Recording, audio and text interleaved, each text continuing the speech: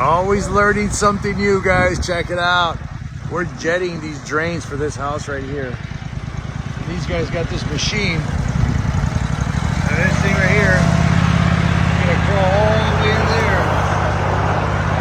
It's gonna clear out all the drains. So if you got bad drains in your house, you need to get them jetted. They put these different tips on it, and it just goes all the way in. See right there? You just keep feeding it. This thing goes all the way to the back of the house, and then it's gonna clear out where it comes out over there, so we can get the water draining again. Pretty cool. Yeah. Check it out.